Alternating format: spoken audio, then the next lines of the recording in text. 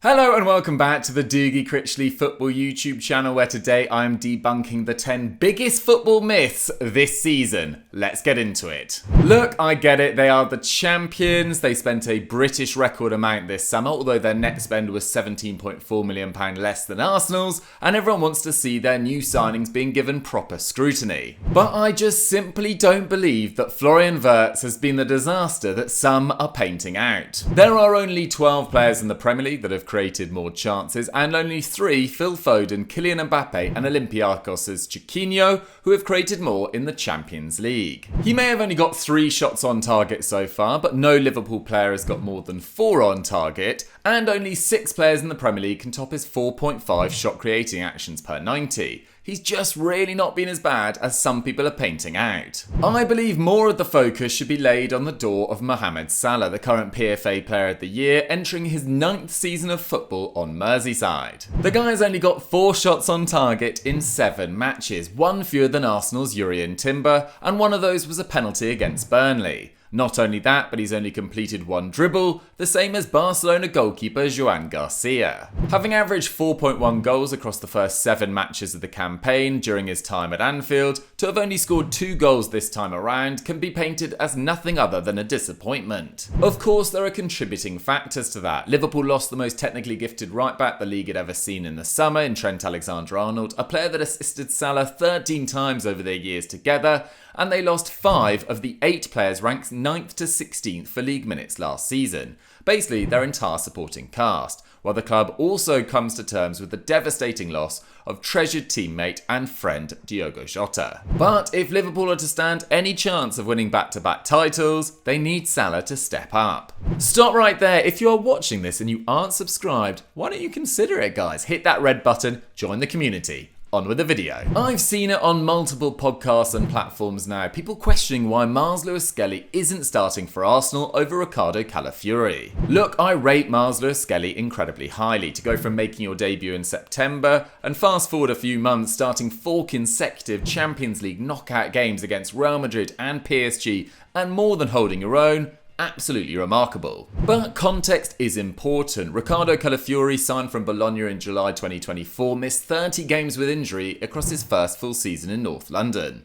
Alexander Zinchenko was no longer trusted as a starter, so manager Mikel Arteta turned to Lewis-Skelly. And let's not pretend that Ricardo Calafiori isn't playing at the top of his game right now. He started 7 league games and completed 78% of his tackles, a tally topped only by Ronaldo and Patrick Dorgu amongst Premier League left-backs. I'd get it if Ricardo Calafiori was holding back a struggling side, but Arsenal have conceded just 3 goals in 7 matches, a tally that puts them on track to concede 16 across an entire campaign, just 1 more than Jose Mourinho's record-breaking Chelsea side.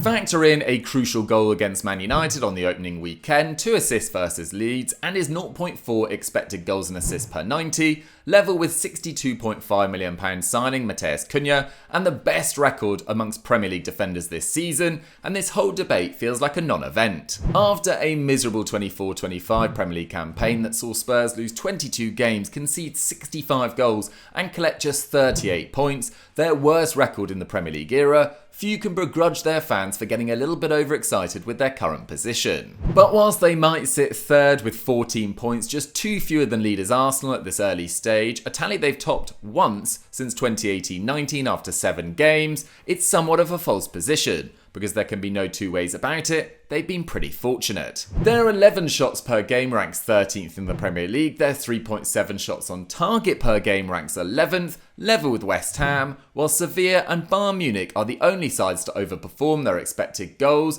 by more than their 5.4 in Europe's top 5 leagues. Everyone is talking about how solid they are, but there are only 6 sides in the league that are conceding more than their 12.6 shots against per game, level with winless Wolves. And look, any side would be affected to the injuries to Dejan Kulusevski and James Maddison, but to have created less than 0.8 XG in 3 games this season against Bournemouth, Wolves and Leeds, matches they took 4 points from, suggests they have got lucky. This is further supported by their Champions League numbers. Competing in the competition for the first time since 22-23, Thomas Frank will no doubt be absolutely delighted to have taken 4 points from their opening 2 games. But only 6 of 36 sides in the competition have created less XG at this early stage. No English English side has conceded more expected goals against, which is a little ominous given the fact they've still got to play the likes of PSG, Dortmund and Eintracht Frankfurt. Look, I don't mean to hammer Thomas Frank, he's in my opinion the most likeable manager in the Premier League. It's still very early days, he's adapting to new surroundings, but there can be little doubt about it. I think they have got very, very lucky on occasion. Results-wise, very solid. Performances-wise, they have to improve. After Sheffield United were relegated with 16 points and 104 goals conceded in 23-24, and Southampton just 12 points, the second worst tally in Premier League history last season,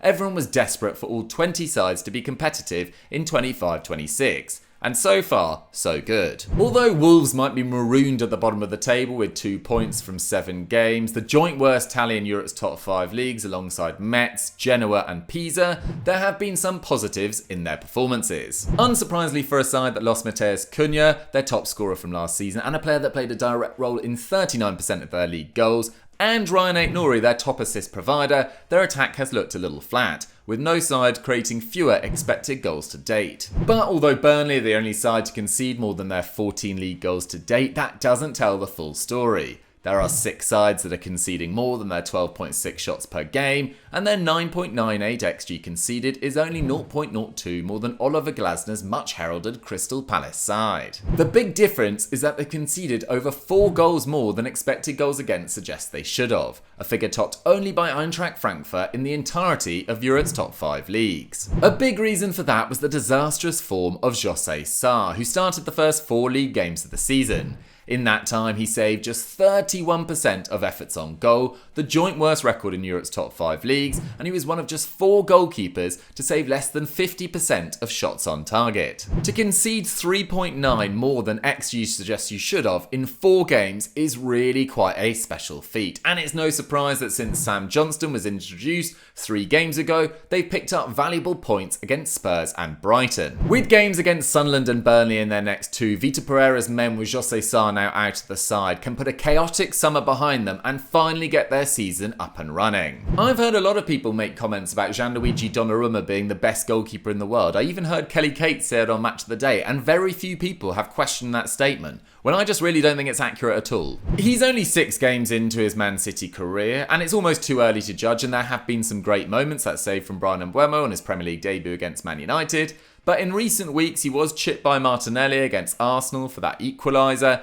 and he made an absolute clanger playing for Italy against Estonia. And look, I know he was phenomenal in last year's Champions League, which is what everyone keeps referring to, but there were 12 goalkeepers in that competition that prevented more XG than him. Although he's prevented a very commendable 13.1 XG since joining PSG back in 2021, that's still 1 less than Alisson in the same time period. In terms of Courtois, well, whilst Donnarumma's had some very difficult Champions League moments, not least against Courtois' Real Madrid and against Barcelona, it's very difficult to remember his Belgian counterpart making any big clangers in the competition. In fact, the former Chelsea and Atletico Madrid goalkeeper has consistently risen to the occasion, preventing 13.3 XG in the last 4 completed Champions League campaigns, helping his side win 2 editions, compared to Donnarumma's 4.1 in the same period. This isn't even meant to be a dig at Donnarumma. He's one of the best in the world, and at 26 he's got plenty of time to become the best in the world. I just don't think it's the case right now. I just cannot imagine PSG going back to back. Since Milan won consecutive titles in 1989 and 1990, there have only been 4 sides that have even reached consecutive finals, let alone winning it.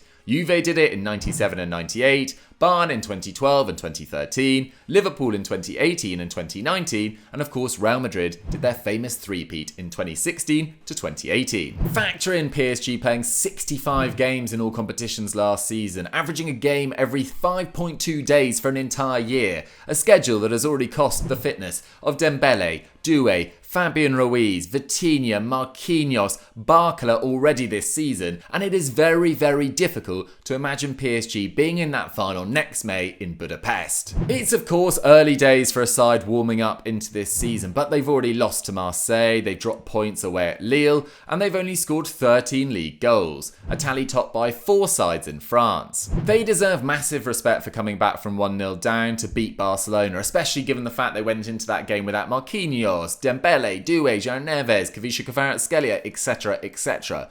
But their expected goal difference per 90 has dropped from 1.7 in 24-25, the best in Europe, to 0.6. 13th, a tally that puts them between Leverkusen and Milan, showing that they haven't got anywhere close to their best level this season, and if they don't up it quickly, it's very difficult, although not impossible, to imagine them winning back-to-back Champions Leagues this campaign. It's very, very early days this season, so making too many definitive statements is ridiculously unwise, but Napoli may be top of Serie A on goal difference, but to say they are the outstanding side by far in Serie A just isn't accurate. And look, part of that is down to circumstance. Romelu Lukaku is directly involved in 24 of their 59 league goals last season, has missed the entire campaign to date. 3 of their 11 most used players so far arrived this summer, and defensive linchpin Amir Rahmani, who played all 38 league games last year, has missed 6 games to date with a hamstring injury. That's a lot for any side to contend with. And yet, despite only playing one side currently residing in the top 8, which was Milan, a game they lost, they've only won 2 of their 7 league games to date by more than 1 goal. Not only that, but they are currently averaging 4.2 fewer shots per game than last year, whilst 5 sides are conceding fewer XG per game too. In what looks like a very competitive Serie A, with both Milan clubs and Napoli appearing to be favourites, they're certainly in the discussion. But are they clearly the best side in Serie A? Absolutely not. The La Masia graduate, who left for Man City but only started 11 games in 2 years before leaving and rejoining Barcelona on a free, it's fair to say Eric Garcia up until this season had never been a key component of any side. But people need to adjust their takes on him. 24-25 saw him play 45 games at right back, at centre back and even in midfield. He contributed 3 assists and 5 goals, including strikes against Real Madrid, Benfica, Sevilla and in a Champions League semi-final against Inter Milan. And he's carried that form and momentum into this season. Only Pedri has played more than his 592 league minutes to date, and his underlying numbers are exceptional. Only 2 defenders, Alvaro Carreras and Dortmund's Valdemar Anton, have completed more passes in Europe's top 5 leagues to date, and only Pedri has completed more passes into the final third amongst the 2,176 players to feature for a club in Europe's top 5 leagues this season. Factor in the knowledge that he's completed 75% of his tackles to date, leads his side for defensive actions and aerial duel wins, and has even found the time to create 10 chances, 2 more than Lamine Yamal, and it's abundantly clear. Eric Garcia is now massively underrated. For years, Man City have had a reputation as a club that just don't miss when it comes to transfers, but I feel like their recent recruitment record leaves a lot to be desired. £42 million on Calvin Phillips, £53 million on Matheus Nunes, £50 million on Nico Gonzalez in 3 consecutive seasons. I'm really not sure they are of the requisite level to maintain City's success. Even this summer, activating James Trafford's £27 million buyback clause, only to go sign a much better and more experienced goalkeeper in Gianluigi Donnarumma for £26 million just over a month later, when they don't have a natural right back in their squad. Truly a bizarre decision. For a club that signed Stones, Sane, Gundogan, Bernardo Silva, Walker and Ederson in Pep Guardiola's first 2 seasons in charge, the bedrock of a side that won 4 consecutive Premier League titles and a treble, it really does feel like Man City's business in the last 3 seasons has taken a considerable drop off. I touched on it earlier in the video that there doesn't feel like there's a whipping boy in the Premier League this year, that it all feels pretty competitive. But I've seen a lot of people saying that Scott Parker can keep Burnley up, and I'm sorry, I just can't agree. A win against Sunderland and a draw against Forest has them 18th at the moment, just a point from safety, but I think it's fair to say they have been pretty fortunate on the basis of their performances. They have scored 7 goals from an XG of 5.4, with Spurs and Man City the only sides in the Premier League to overperform their XG by a higher degree, whilst they are rated as the worst of all 96 sides in Europe's top 5 leagues